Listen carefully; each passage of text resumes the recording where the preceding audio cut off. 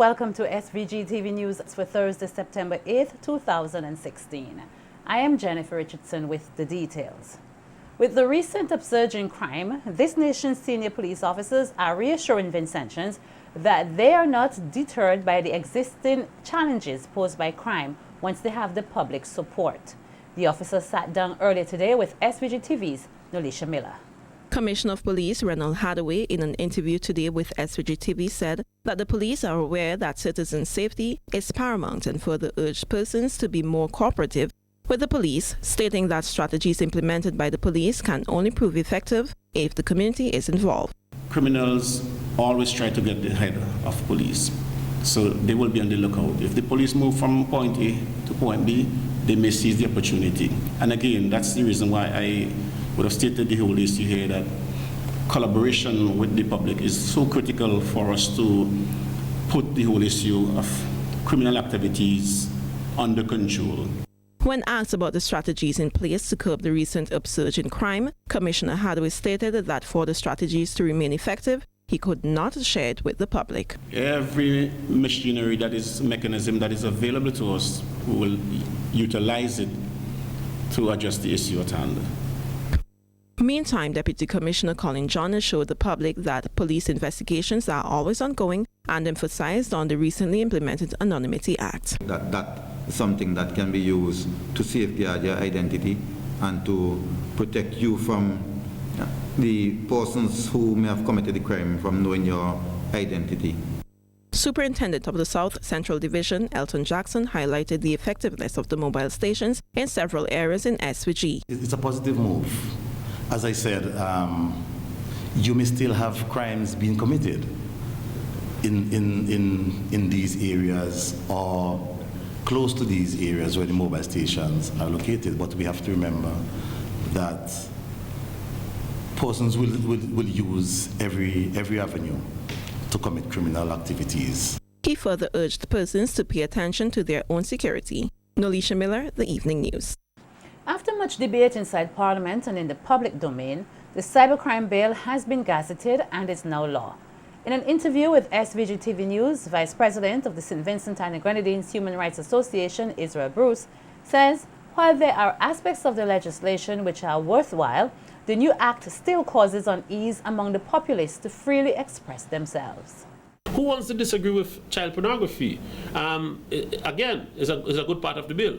But you don't use, for example, because that is what we've done principally in the arguments for the bill, the proponents of the bill, is to use that emotional protect your child component of the bill to sell it carte blanche. A lot of persons would be afraid to express their views on a number of issues affecting whether state officials or other senior officials in our Vincentian society, for fear that they may be caught within the ambits of the cybercrime bill.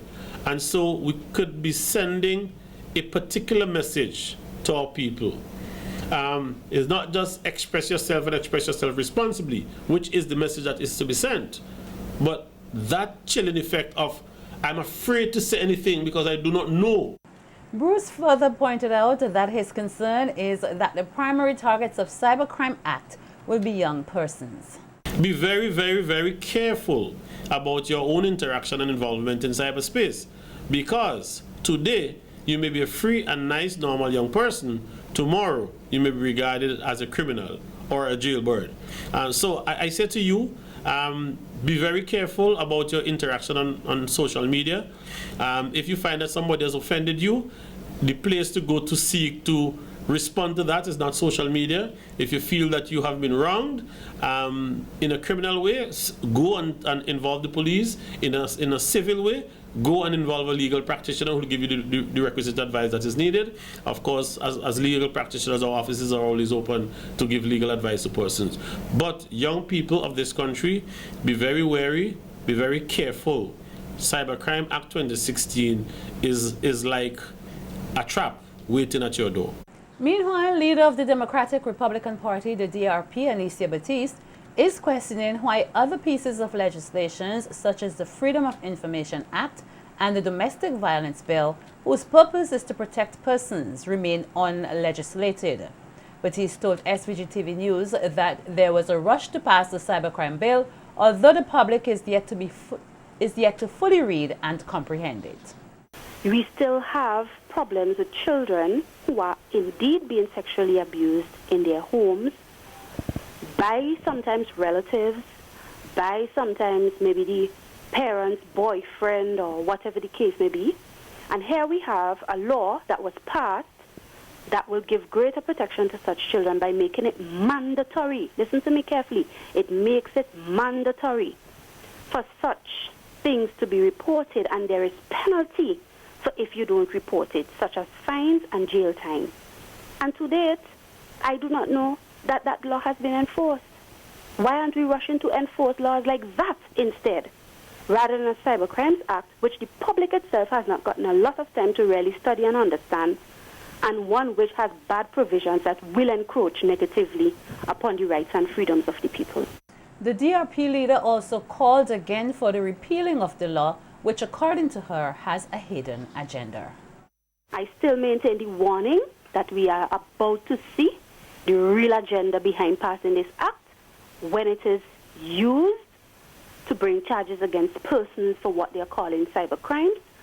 And sadly, it may mean that persons who are known to be in opposition to the government in their speech online, in their expressions online, may soon be facing certain charges that could criminalize them and send them to prison for their speech online.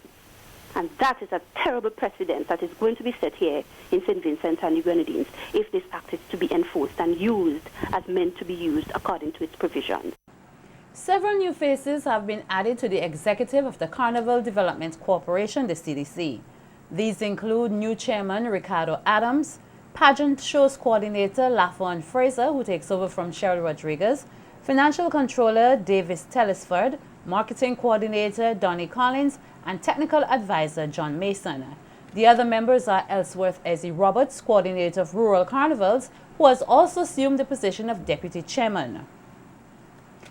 Shows coordinator Anthony Denny and chief executive officer Ashford Wood. Marking one of its first official duties, the new board will be expected to finalize the prize given for Vinci Mass, which is expected to be held on Thursday, October 6th, as well as finalizing plans for the 2017 festivities. According to a release, the government, along with the Ministry of Sports and Culture, extend much gratitude to the outgoing chairman Dennis Ambrose, as well as the former beauty shows coordinator Cheryl Rodriguez for their services offered, noting that they have served close to 40 years altogether. The Small Acts of Kindness Project, SAC, an initiative launched in 2014 by Vincentian Brandon Beebe, along with other members of the Caribbean diaspora in Canada, in collaboration with the Ministry of Education, on Wednesday evening launched its student support program. Executive Director of the SAC Project, QSC Beebe, said the question of being your brother's keeper was answered with the launch of the program, as one of the philosophies of the project is to ensure the success of all children and lay down the groundwork for well-adjusted adults who can contribute to the development of the society. With the launch of this program, we have embraced a strategy that aims to empower every child to realize their full potential by assisting them with some of the necessities that are required to get through the school year successfully. The Student Support Program will initially provide assistance to 50 students from at least 10 different schools around the island. That assistance will be in the form of school and food supplies, and in some cases, financial assistance. It is an extension of the philosophy of the Small Acts of Kindness Project, a nonprofit organization that I launched in 2014 with a few other members of the Caribbean diaspora living in Canada. Senior Education Officer at the Ministry of Education, Dixon Findley, expressed the ministry's gratitude to be part of the project, noting that any gesture that will make the life of a child in St. Vincent and the Grenadines better is always welcomed by the ministry. Our aim is to continue to work to improve the quality of education in St. Vincent and the Grenadines. And we want our children to achieve the best. Best at CPA, best at SAC, best at CAPE. best when they go off to university. And when organizations like Small Acts of Kindness help to make the life of a child in a school better, it is better for us at the Ministry of Education and better for St. Vincent and the Grenadines. So on behalf of the Ministry of Education, I want to thank the organizers of this project today, and I want to wish this project all the best. President of the SVG Teachers Union, Oswald Robinson, also highlighted that he is extremely happy to partner with SAC and agreed with the quote enshrined on SAC's banner, "One simple gesture can put a smile on many faces." I applaud this effort, and I know that my colleague principals would be the first recipients at this launching, that they would have selected their students who would receive these benefits. And I'm sure that as the program grows, more students would benefit. I want to thank all of my colleagues who would have collaborated in making this event here a success. And once again, I must commend highly the organizers of this very important project. And I pray God's blessing upon you, that you'd have the strength and the courage and everything else that you need to continue, so that this program would be sustained. President of the Lions Club St. Vincent South, Jose Davy, is encouraging men to undergo prostate cancer screening, as the American Cancer Center has declared prostate cancer as the most prevalent type of treatable cancer among men. Davy also noted that she expected the public's full support for her organization's prostate and breast cancer awareness projects, and outlined the ways in which persons could be involved in supporting the projects.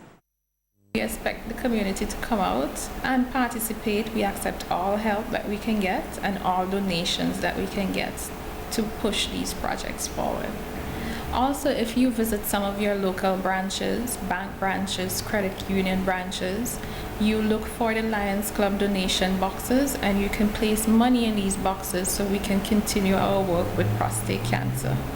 Also, the Medical Association, they're doing work on breast cancer and prostate cancer as well. So look out for all of our activities so we can really help the public and bring awareness to everyone.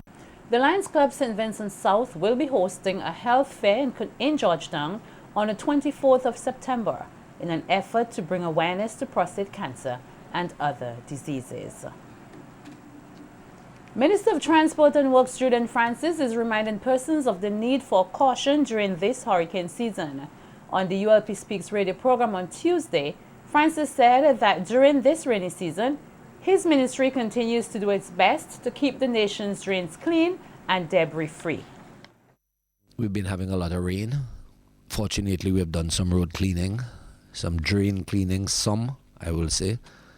There is still an exercise to be carried out, which I'm making a presentation on to the Ministry of Finance for some extra drain cleaning work and some areas that were not touched. And don't be surprised if there will be a supplementary activity not too long from now, because with the showers that we are getting, the rains need those drains to run off easily. This morning there was quite an accumulation of water on the Buckerman stretch, just before you get to the gap where the bus stop is to go down to the hotel. And I spoke to Dipcon, who's in charge of the site, and they promised to go and do something about it. I take it by now that they have cleared the drain and the water is all abated.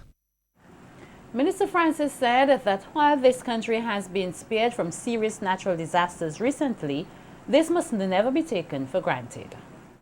But we can expect more rain. As you see the heavy storm activity out in the Atlantic, they're chasing one another, 2-3 of them lining up one behind the other. Fortunately, they always veer north, and it reminds us all most of the time that God must really be a Vincent John for us to be spared so many times when we think that it's coming to us.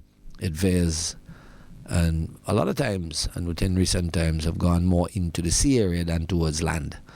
And even though they have gone into land, there have not been serious damage as in recent past. But the season is not over yet. It's just September. Supporters and participants in the National Telecommunications Regulatory Commission's NTRC annual My App Summer Program have praised the statutory body for its initiative, which introduces youth to the world of mobile app design. Telecommunications providers Digicel and Flow, sponsors of the 5-week coding and design workshop, lauded the NTRC for the initiative during the program's closing ceremony. NTRC Consumer and Public Relations Manager Keisha Gurley thanked the sponsors and participants for their dedication to the project, which was geared towards exposing participants to mobile application code design. Gurley indicated that the initiative will introduce participants to the I-Squared competition, which is expected to start on September 16, 2016, where students will be challenged to develop technology-themed ideas and applications. Project coordinators Conroy Huggins and Alex Altidore of Project Men 2020 today in Bogota, Colombia, commenced a 3-day Masters Mentor Training Workshop under the theme, The World Needs a Father.